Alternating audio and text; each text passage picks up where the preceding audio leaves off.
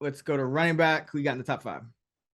Derrick Henry, baby, number 1. Josh Jacobs, number 2. And then I got Saquon, Kamara, and Christian McCaffrey. I think his role will expand enough this week to have him back in the top 5 this week. I got Derrick Henry, number 1. Ken Boom. Walker, the third, number 2. Oh, yes. Saquon, number 3. Jacobs 4, and McCaffrey 5. Although McCaffrey is the toughest projection, I just kind of have him slotted in for like the normal starting running back role on San Francisco. So that could change, but yeah, I really like Kenneth Walker in this home favorite matchup against the Giants defense that has not been good against the run. He's seeing like about 80% of the backfield carries, about 40% of the other routes. So yeah, I think he's gonna stay. I don't think he's gonna move much out of that top 5. The Giants D is 30th in run defense DVOA. Yeah, no, he's really good. Christian McCaffrey, Kyle Juszczyk is out, so McCaffrey gets to pick up those routes. Yeah, that's what I have. I have like San Francisco's back, like running backs usually only get about 60% routes because Juszczyk's getting like 30 to 40. So now I have them getting like 90 in the combined. So yeah. Who you hire? This is too easy, but Travis Etienne. I have him as the RB6 now. Mm-hmm. With James Robinson gone. And we already saw a preview of what sort of workload he should get, considering Robinson barely played last week. I was wondering what was up. Now it makes sense. But Etienne, he operated as a true workhorse back and posted the RB9 score of week 7. And he could have had a bigger day if he didn't fumble right by the goal line against the Giants. Thank you for my Jags -3 losing ticket there. But he is clearly, an RB1 the rest of the way. Really game script proof, just based on, he's going to dominate both carries and the passing work. So love him this week and rest of season, obviously. And then I think Tyler Algier is sneaky. He's my RB21 right now versus the consensus of RB33. Despite the Falcons trailing the Bengals by a ton with Burrow just, throwing the ball around the yard, they still ran the show of the ball, and Algier had 16 carries for 50 yards and a touchdown. So now he gets a spot where the Falcons are 4.5-point home favorites. They have the 12th highest team total this week. So I just think he's going to see a big workload here. His touchdown odds are increased, against the Panthers. Now, Damian Williams could return this week, so that's worth monitoring. But I think there's enough carries to go around where it probably won't impact Algier that much. Williams may eat into the Caleb Huntley role or something like that. But I think Algier is like a low-end RB2 this week based on the matchup. Yeah, Algier is if only he would catch some passes, right? Like he can, right? I mean, he should. He's running a lot of routes. He's just not. They're not. Mariota. Well, they don't throw the ball at all. Yeah. That's probably why. And then Mariota hasn't been targeting his backs anyway. He's typically going to scramble. But Algier does have that ability. But maybe he needs like Desmond Ridder to take over to finally catch a couple balls a game going forward. Yeah. Is that it, or anyone else? Or no, yeah, just those two guys for now. For me, it's Michael Carter.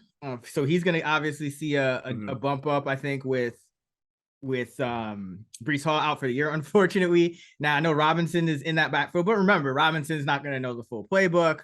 So I think Carter's gonna kind of go back to that role he started the year with, or the Breece Hall role, where he's gonna see about 2/3 of the carries in the backfield and run a route about 40 to 50% of the time, which, would be enough to get him inside my top 20. He's still the consensus RB25. And this New England run defense, hasn't been great. They stopped Nick Chubb in that Cleveland run game, which is impressive, but they're still 28th, which is bottom 5 in run defense DVOA. So against this Jets team, I still think there's going to be some yards to be had, and would probably be like a run heavy game for both teams, given the quarterback situation in New England and with the Jets. Zach Wilson's not playing too great either.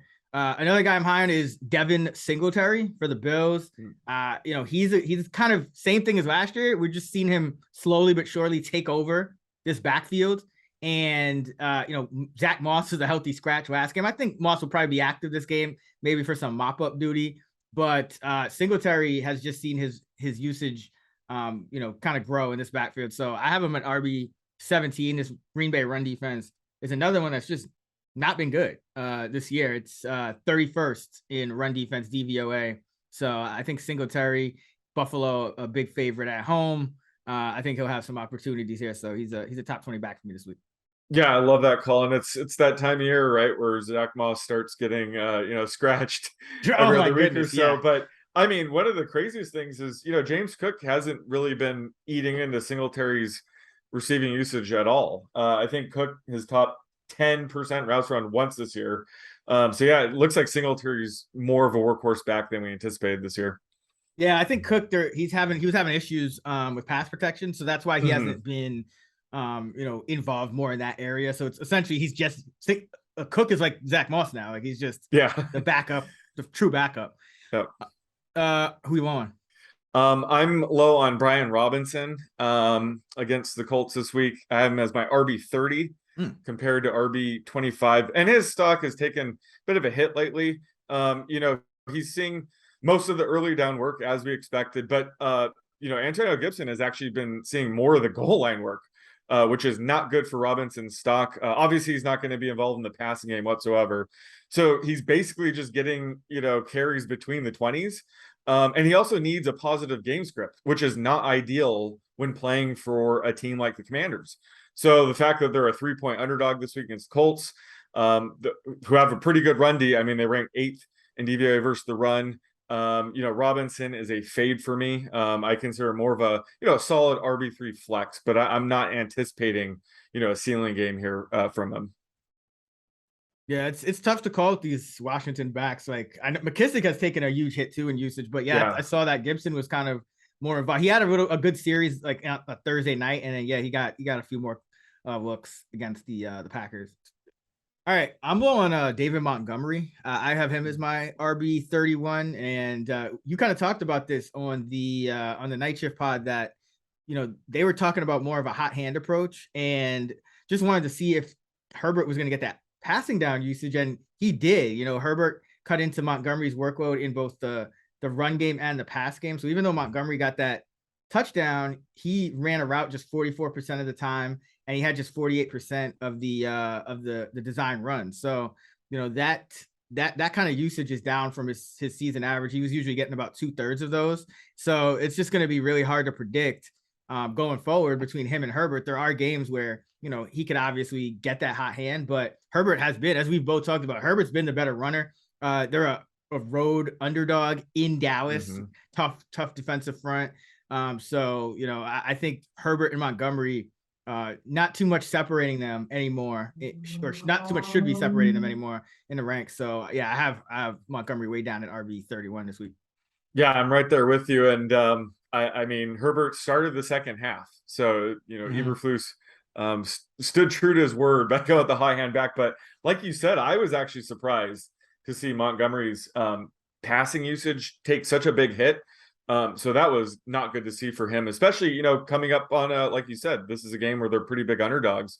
So yeah, he is definitely more in that RB3 flex range now.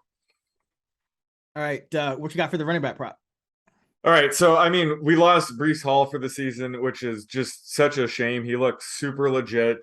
Wish him a speedy recovery and for him to kick ass next season. But we have two other really good rookie backs we could root for this year. You already mentioned one of them with Kenneth Walker, but the other is Dameon Pierce. I know you're high on Kenneth Walker, so I know you're going with this. But who do you have getting more half PPR points this week? Kenneth Walker or Dameon Pierce? Kenneth Walker. Not Pierce, even close. It's about 2-point difference. Wow. Dameon Pierce up against that Titans defense, they're number 3 in run defense DVOA. The Giants are number 30. So you got the bottom 3 versus the top 3. That's a big difference in terms of, ultimately they're both talented guys, but one's just in a matchup, one's just in a great matchup and one's in a bad one. So yeah. Yeah, that's fair. I mean, Pierce looks like he's matchup proof at this point. I mean, he's such a good runner.